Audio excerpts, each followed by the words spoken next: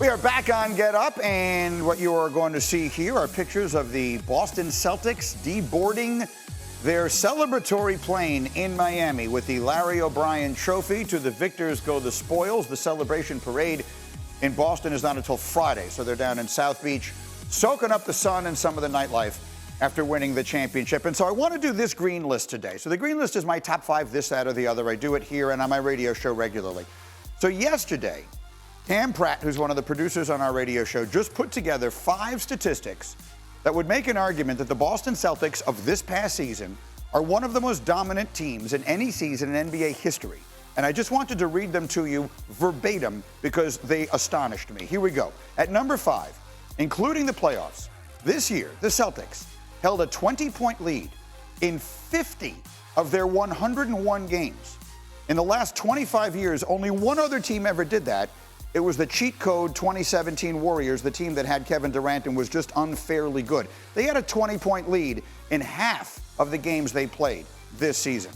At number 4, the Celtics had 15 more wins than any other team in the league this year, including the regular season and the playoffs. They are the 6th team ever to record at least 15 more wins than anyone else in a season in NBA history, including regular season and playoffs. The 5 teams that are ahead of them are legitimate NBA royalty. Those are numbers that suggest they were head and shoulders above the league in a way that few teams ever have been. At number 3, the Celtics are the 14th team ever to win at least 80 games in a season in NBA history, and of those, their .792 win percentage is the 2nd best in a season in Celtics history. Only the '86 Celtics ever had a better winning percentage, and that team is considered by many to be the greatest team in NBA history.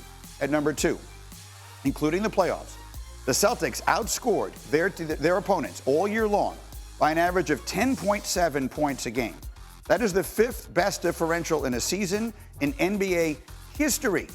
We are talking about 4 teams in the 70-plus year history of the NBA that had better plus-minus numbers than the Celtics had this year. And that includes dominating their matchups against the Western Conference. But finally, here's my favorite one. The Celtics had the most 50-point wins, the most 40-point wins, the most 30-point wins, and the most 25-point wins in NBA history. No team ever won as many games as the Celtics did this year by 50, by 40, by 30, or by 25. They dominated the league this season in a manner that very few teams in the entire history of the sport ever had. So what does that make this year? What does that make them? Let me get the guys in here. Zach Lowe is the person I would call up on my radio show to have this conversation with, because it feels to me like there are 2 conversations that can be had here. One is, how do they stack up with some of the other greatest teams of all time? And that turns into, well, if they played them, who would win? Those are nebulous, irrelevant. Those are conversations that will, on some level, go nowhere because those games will never happen. All you really can do is judge how a team competed against the competition it had. This isn't college football. They didn't make their own schedule. This team is one of the greatest teams of all time, and I don't feel like people are saying it. Statistically, they check every box. Wins, playoff wins, 16-3, scoring margin, regular season and playoffs. Statistically, they are as good as any single season team almost ever. The only knock against them is it's not their fault, but their playoff opponents, just every one of them in the East got injured, and Embiid and Udonis just didn't get there to test them. And look, I don't think personally, I did a deep dive on this in ESPN.com yesterday, I can't put them in the tippy top tier with the '86 Celtics and '87 Lakers and the best Jordan teams, but they go toe-to-toe with any team the next tier down. And maybe this is unfair, Greeny, but I think next season could play into this too, because they are set up for a run. And I will say this, remember Pat Riley guaranteed a repeat in 1988? I want someone with the Celtics to go there. State it as your goal. Don't steer away from it. Don't say, oh, we're just a couple championships in the next 5 years. If you break the no repeat streak, history will totally shine on you and your standing will be beyond dispute. I want them to chase that goal, to own it, to lead into it. That's an interesting one. UD, the fact that the East was considered, Hembo, shout out to me. What was their record against the West this year, the Celtics' record against the West? They dominated. Very good. They dominated the West. For people who say, oh, the East was so weak this year, they dominated their matchups against the West. Their record against the West was even better, 27-8 against the Western Conference this year. They can't control the fact that Halliburton got hurt, that Julius Randle got hurt, that Embiid was hurt, that Giannis was hurt, all that kind of stuff. How should we put into perspective the dominant season the Celtics just had? They were the best team in the NBA this year, hands down. And the numbers speak for themselves. We can't take away nothing the Celtics did this year. But I'm a little old school. I'm a little old school in the sense where that 86 team, I'm looking at those teams. I'm looking at, those Lakers teams where they went 3 in a row with Shaq and Kobe and those guys. I'm looking at those MJ eras, and I'm comparing them to those guys.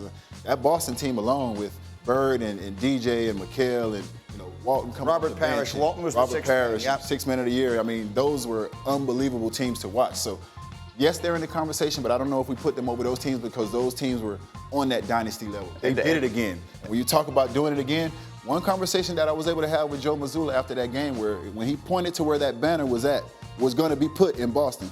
After that, he pointed to another space that was open. There another banner can go. So he's already starting the process in the mindset of, we want to do it again next year. This was this year, and it's great. We're going to celebrate it. But he's already putting it in those guys' mind. There's another space for another banner here. I mentioned the repeat because Denver won last year, and they have the best player in the world. In their public comments, they kind of backed away from the repeat concept. They're like, we're thinking long lens, next 6-7 years of Jokic's prime, let's grab a few championships. I want Boston to go the other way because this is 5 years in a row and now 6 pending without a repeat champion since the KD Warriors, who are also in this conversation, tier 1 title team. Right. The Celtics, you break that streak, then your standing is beyond reproach, beyond question. I think they should lean into that state, put up that, point to that hole with that space for banner 19. All that is great. Just don't come back to Miami to celebrate. just fly somewhere else next year. Does that bother you? Of course it does. That's why you have me in studio here now. Now I'm understanding. Okay.